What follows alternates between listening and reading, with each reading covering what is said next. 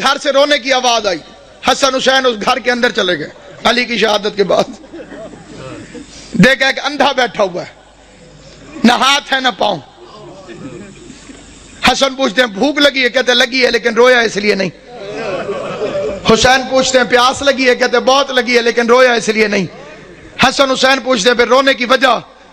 کہتے اللہ کرے وہ خیریت سے ہو۔ حسنین پوچھتے ہیں کون؟ کہتے ایک مزدور تھا جو روز کوفے سے میرے لیے کھانا لے کر آتا تھا، مجھے اپنے ہاتھوں سے کھانا کھلا کے چلا جاتا تھا، 19 رمضان سے وہ میرے پاس آیا نہیں۔ پھر مزدور نہیں، امیر المومنین تھا، ہمارا بابا تھا علی ابن ابی طالب۔ ہم یتیم ہو گئے، آج کے بعد تجھے حسن کھانا کھلائے گا۔ رات کے وقت راشن اٹھا اٹھا کے لوگوں کے گھروں میں پہنچانے والا امیر، بادشاہ دین و دنیا امیر۔ پھر بیٹیاں بلا لیں، کوفے کے شہر میں اپنی زندگی میں بیٹیاں آ گئی، آج تک وہ گھر موجود ہے۔ دعا کیا کرو۔ میں ایک سفارش کرتا ہوں ہر مومن سے، دعا میں بڑی طاقت ہے۔ دنیا کے اندر اللہ نے دعا کو مومن کا اسلحہ قرار دیا،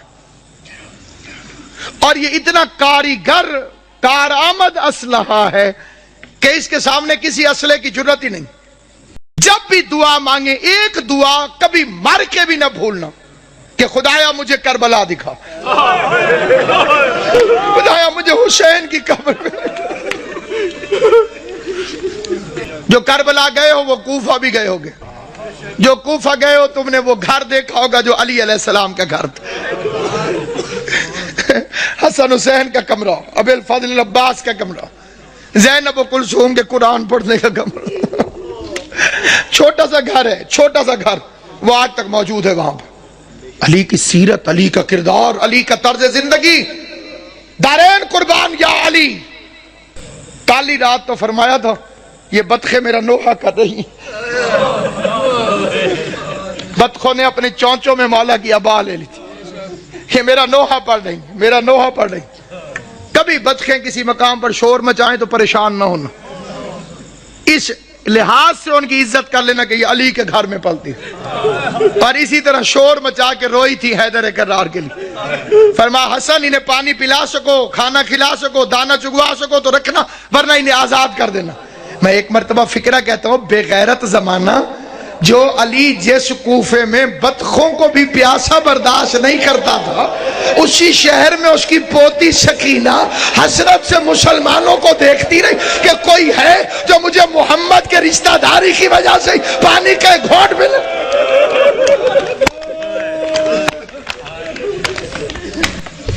ابھی تو امیر کی بیٹی ہے علی کی بیٹی، امیر کی بیٹی تھی تو اتنے ظلم کیے، پھر اس کوفے میں آئے گی غریب کی بہن بن کر۔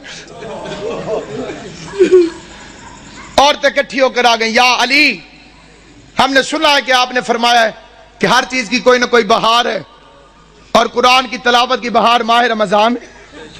علی فرماتے ہیں سچ ہے مولا، ہم نے یہ بھی سنا ہے کہ آپ نے فرمایا کہ آسمان والوں کے لیے زمین کے وہ گھر ستاروں کی طرح چمکتے ہیں جن میں قرآن کی تلاوت ہوتی۔ علی نے فرمایا سچ ہے مولا، ہمارے مرد تو قرآن پڑھ کے آ جاتے ہیں مسجد میں، ہم عورتیں وہاں پہ پردہ ہوتا ہے، ہم آ نہیں سکتی۔ ہم نے سنا ہے تیری بیٹی ہو بہو تیری طرح عالم ہے، ہم نے سنا ہے تیری بیٹی زینب ہو بہو تیری طرح بولتی ہے۔ پوری تقریر بے شک توجہ سے نہ سننا ہے، فکرے پہ ضرور توجہ کرنا، یہ لفظ نہیں الہام ہے۔ میں نے 2 ہستیوں کو علی کی طرح بولتے دیکھا ہے، عرش پہ کبھی اللہ بولے تو علی کی طرح بولتا ہے، فرش پہ کبھی زینب بولے تو علی کی میرے مولا نے فرمایا قرآن پڑھائے گی لیکن کوشش کرنا کہ بھیڑ بنا کے نہ جانا۔ ہائے ہائے، میری بچی بھیڑ سے گھبراتی، پڑھنے لگی، عورتیں قرآن پڑھانے لگی، زینب عالیہ درس علی کے لہجے میں قرآن پڑھاتی رہی، علی کے علم سے قرآن پڑھاتی رہی۔ لیکن جب آیا کہ بلا 40 ہجری والا ماہ رمضان، عورتیں جاتی تھی قرآن پڑھنے، روتی ہوئی باہر واپس آتی تھی۔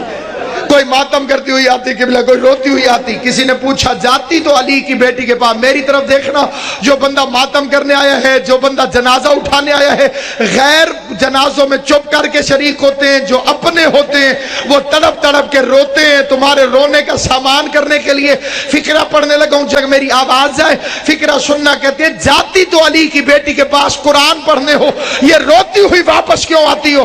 کہنے لگی جب سے یہ آخری رمضان شروع ہوا ہے، علی کی بیٹی کے درس کے رنگ عجیب ہو گئے ہیں.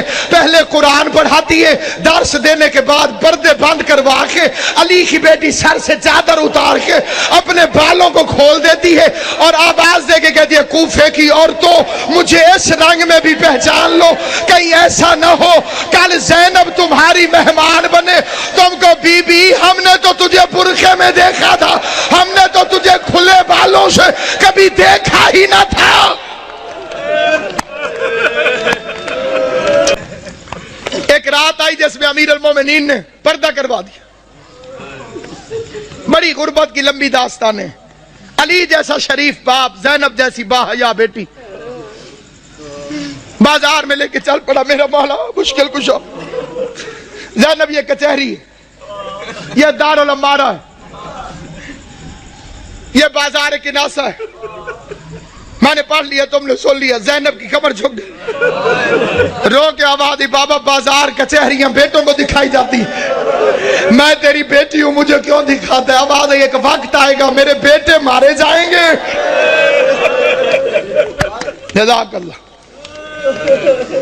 میرے بیٹے مارے جائیں گے، تجھے درباروں میں آنا ہوگا. اگلا واقعہ جسے پڑھنا بڑا ضروری سمجھتا ہوں. میں نے مقتل میں اپنی آنکھوں سے پڑھا ہے. حسین کو بلایا اور داڑھی چومنی شروع کر.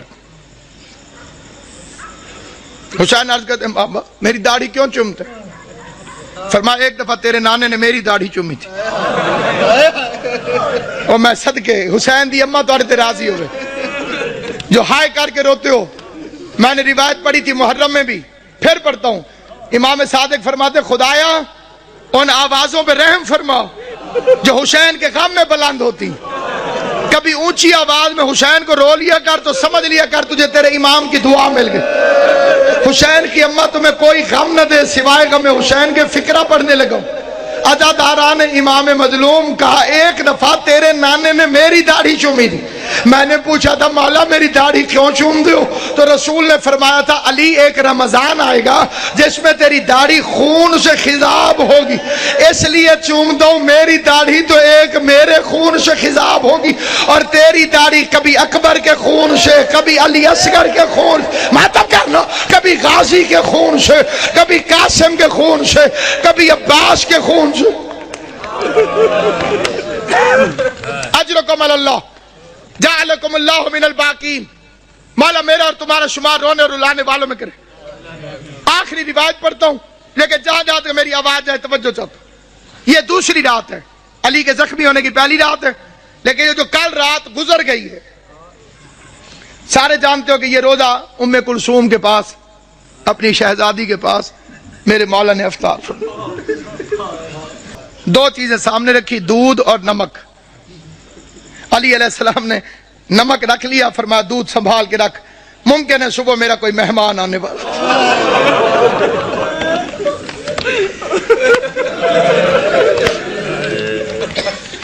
ممکن ہے صبح میرا کوئی مہمان مجھے شربت پلانا پڑے. ہائے کر لو گے جو تمہاری اپنی مرضی ہے. میں بڑا رویا تھا جب میں نے یہ روایت پڑھی تھی. ساری اولاد کھڑی تھی علی کی. جب زخمی ہوا نا میرا مولا ساری اولاد کھڑی تھی. ایک ایک کا چہرہ دیکھتے دیکھتے علی کی نظر عباس پہ رکی. عباس میرے قاتل کو شربت پلاؤ.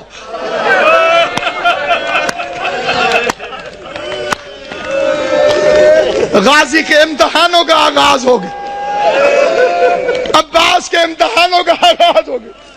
میں کائنات قربان کروں. سوچ سکتے ہو جب غازی گھر گیا ہوگا کہ بہن زینب مجھے شربت بنا کے دے، زینب نے پوچھا ہوگا کس سے پلانا ہے، عباس کی آواز آئی ہوگی بابا کا قاتل پیاسا ہے، بابا نے مجھے حکم دیا ہے عباس اپنے ہاتھوں سے. کل کی رات کی ایک روایت پڑھتا ہوں.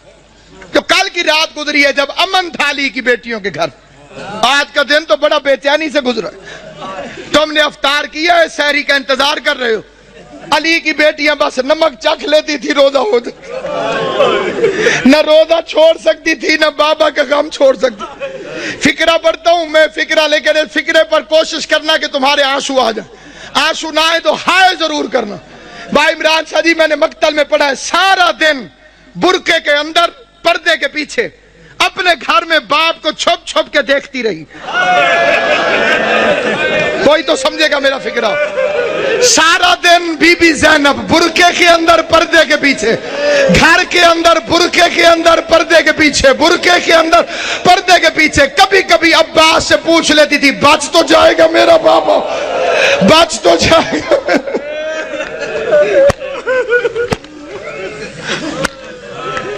آج کے دن کا واقعہ علماء پڑھتے ہیں، علی کی آنکھیں بند ہیں، کافی دیر چھپ کے دیکھتی رہی۔ عباس سے پوچھتی ہے آ جاؤں میں؟ عباس نے فرمایا اپنا گھر ہے، چار دیواری ہے، دروازے بند ہیں، آج باپ کے سامنے آئی، کافی دیر علی کا چہرہ دیکھتی رہی۔ بابا میرے مولا نے آنکھیں نہیں کھولی، قسمت کی ماری قریب بیٹھ گئے، موت کی ختم ہوئی بی بی زینب۔ قسمت نہیں علی کی بیٹی، کبھی ماں کو پٹیاں باندھتی رہی،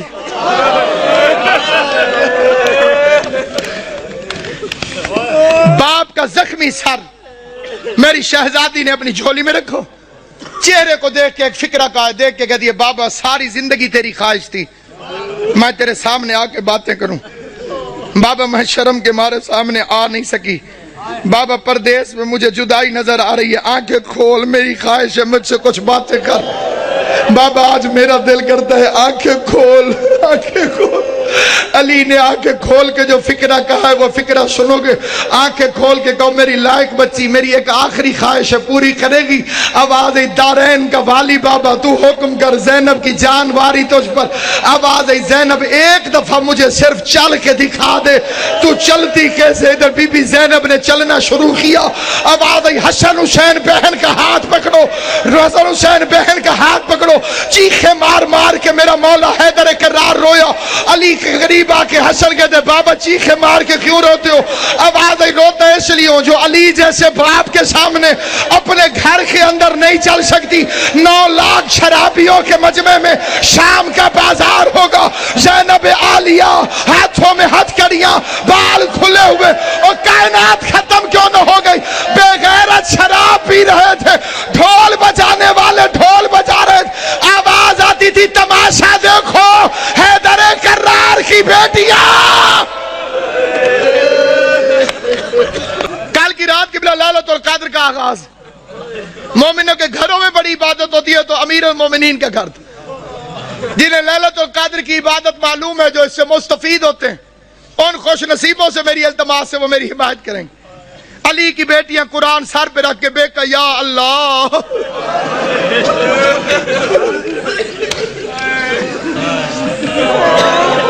ہائے علی ہائے علی، بے کہ یا اللہ، بے کہ یا اللہ، کہ یا اللہ۔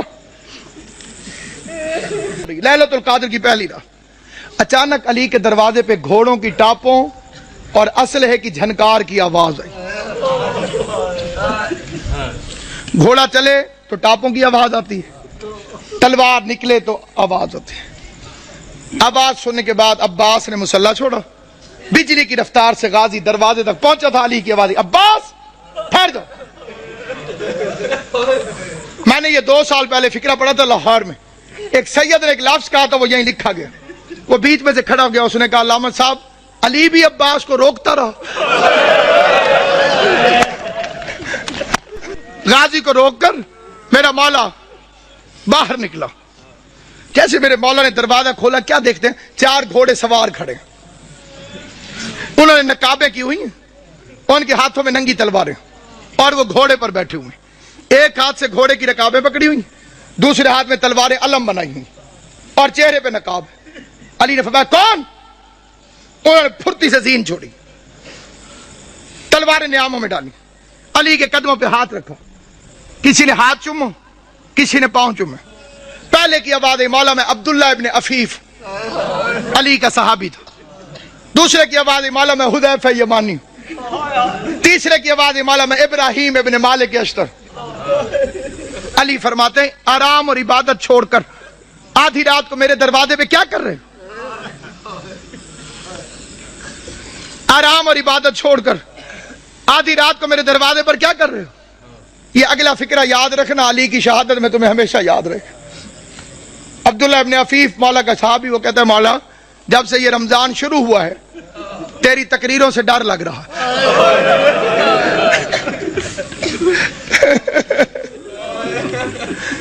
مولا ہم نے پوچھا خضاب کیوں چھوڑ دیا؟ آپ نے فرمایا اب یہ داڑھی خون سے خضاب ہو۔ مولا آپ نے ممبر سے پوچھا آج رمضان کی کیا تاریخ ہے؟ ہم نے کہا مولا 18 ہو گئی۔ آپ نے فرمایا زیادہ دن گزر گئے، تھوڑے رہ گئے۔ مولا امام حسن کو وصیت کیوں لکھوائی؟ مولا ہم نے تہیہ کیا ہے کہ امام زمانہ کی جان کو خطرہ ہو، ہم پہ آرام حرام ہے۔ مولا تو گھر میں رہے ہم پہرا دیں گے، مولا تو مسجد میں رہے ہم پہرا دیں گے۔ کس کی مجال ہمارے جیسے نوکروں کے ہوتے ہوئے کوئی ہمارے مولا تک پہنچے؟ علی نے چاروں کو پیار کر کے کہا اللہ تمہیں جزائے خیر دے، تم اپنے امام سے غافل نہیں ہو، تم نے اپنے امام سے پیار کیا، لیکن میرا حکم یہ ہے کہ گھروں میں چلے جاؤ اور مجھے خدا پہ چھوڑو۔ جب حکم کا لفظ آیا تو حذیفہ کہتے ہیں ہمارا بدن کانپنے لگا، ہم سمجھ گئے کہ اب رکنا حرام ہے کیونکہ علی نے حکم دیا ہے۔ حذیفہ کہتے ہیں ہم نہ چاہتے ہوئے روتے روتے پیچھے ہٹنے لگے، علی کے چہرے کو دیکھتے رہے۔ وہ کہتے ہیں میں علی کو دیکھتا تھا، روتا تھا۔ علی کا ہاتھ کہتے ہیں قیامت تک مجھے نہیں بھولے گا، جب علی نے خدا حافظ کہنے کے لیے، الوداع کہنے کے لیے اپنا ہاتھ اٹھایا، ہمیں خدا حافظ کہا۔ حذیفہ کہتا ہے میں اپنے گھر میں آیا، میں نے اپنی تلوار کو زمین پہ پھینکا، میں زمین پر بیٹھ کر پچھاڑے کھا کے رونے لگا۔ میرے رونے کی آواز سن کر میری بیوی قریب آئی، قریب آ کے کہتی ہے حذیفہ ہوش کر، تو علی کا سپاہی ہے، کیا علی کے سپاہی بھی روتے ہوئے اچھے لگتے؟